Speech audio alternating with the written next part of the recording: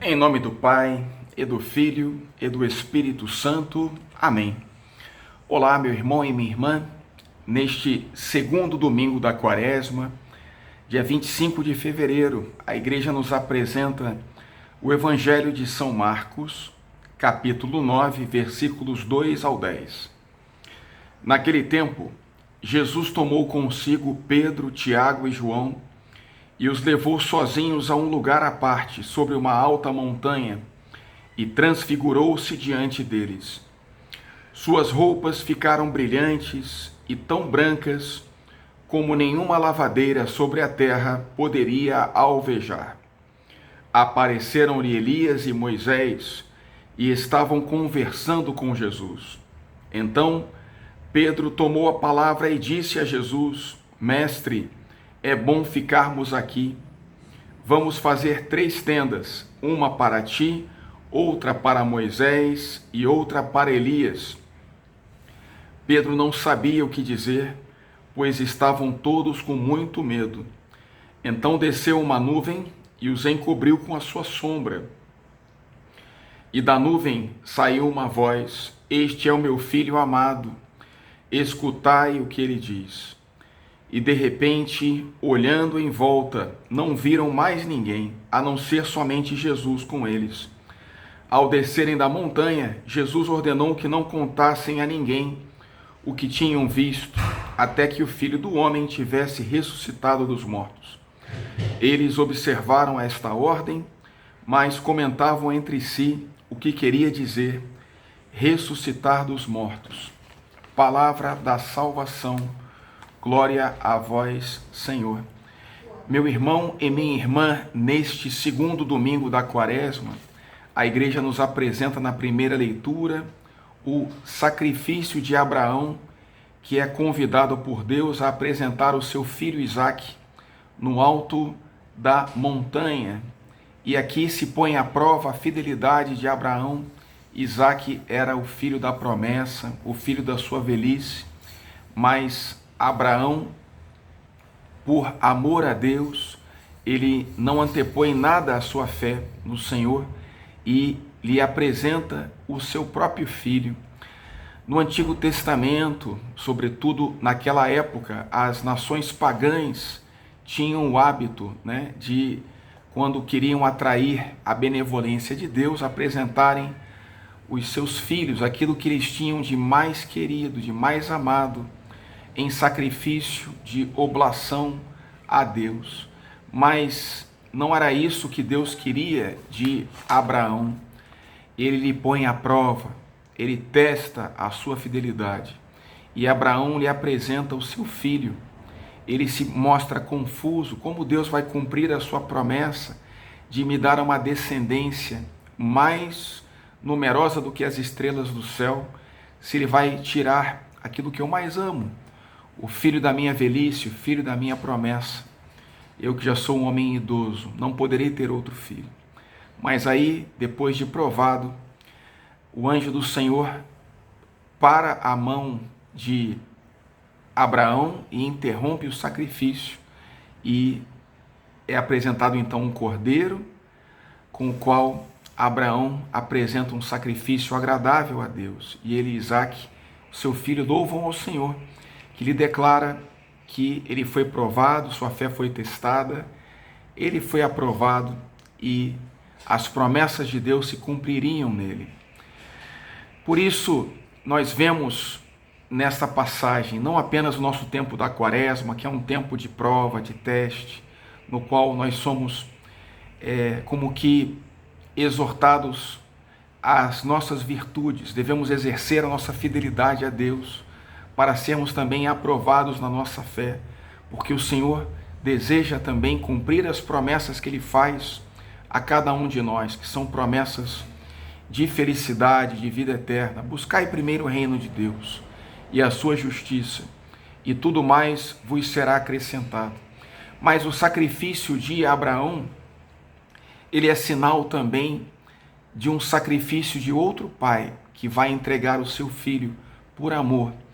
E esse filho é Jesus, e este pai é o Deus que está nos céus, que não poupa o seu próprio Filho por amor à humanidade, para nos reconciliar consigo, para fazer com que os homens tenham novamente as portas do reino dos céus abertas a todos e a cada um.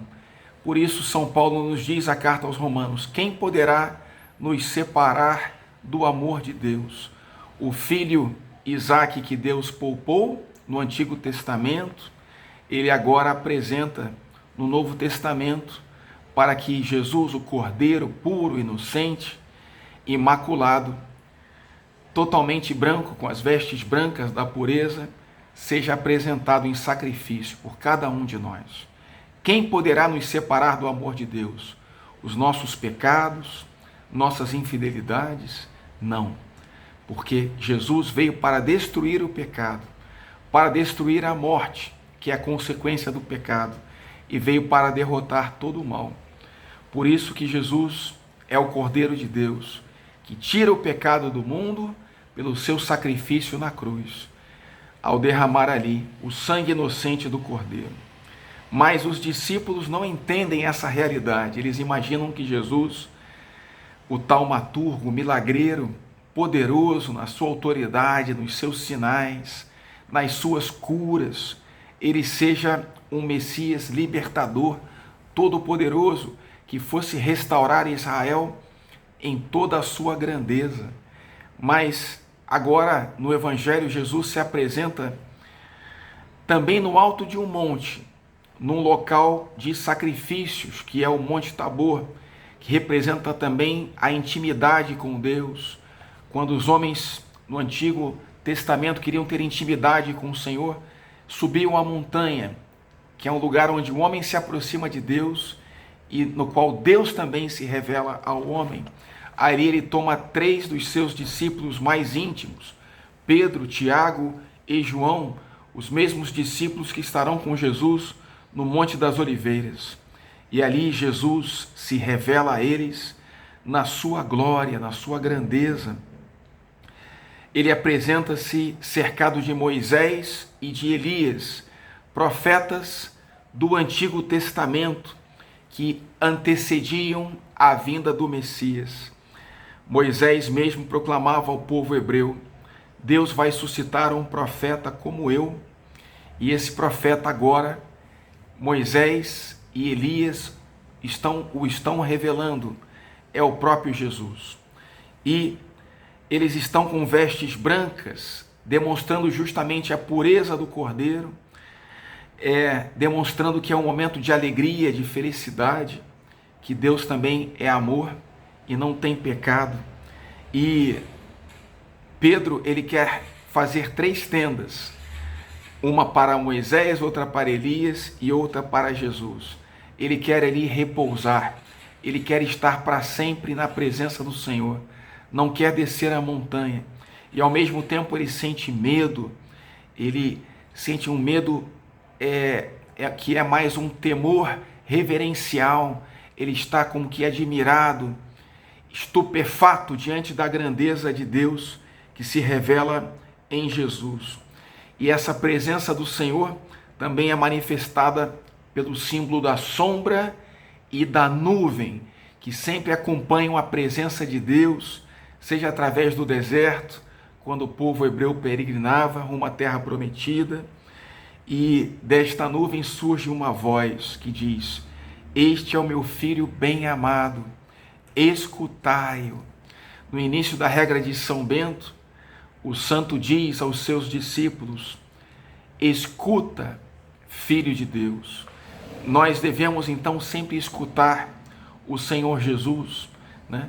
E obedecer a esta voz. Como diz a Virgem Maria para cada um de nós: fazei tudo o que ele vos disser. O sentido então da transfiguração do Senhor Jesus aos seus discípulos no Monte Tabor é a revelação de Deus aos seus filhos. A imagem que o povo judeu tinha do Messias era de um libertador social, poderoso, e não do servo sofredor que é descrito no livro de Isaías. Eles não entendiam que para instaurar o reino de Deus, Jesus precisava antes dar a sua própria vida em doação, em sacrifício, com renúncia, com a cruz. Por isso, a transfiguração nos é apresentada nesse tempo da Quaresma, para que nós entendamos que não há atalhos para chegarmos a Deus. Não há caminhos mais rápidos, como São Pedro desejava. Eles precisavam descer da montanha e precisavam aprender o caminho da renúncia, do sacrifício, também do sofrimento e da entrega do dom das suas vidas, no seguimento de Jesus. Porque não existe vida eterna, não existe ressurreição sem antes o dom da cruz, o dom da entrega da vida, a entrega da vida de Jesus e a entrega da vida de cada um de nós. Que nós entendamos então que a cruz é a porta estreita que nos leva à santidade, nos leva a usar vestes brancas e nos leva também a sermos santos que vão entrar no reino dos céus. Pela intercessão da Virgem Maria, abençoe-vos o Deus Todo-Poderoso, que é Pai e Filho e Espírito Santo. Amém.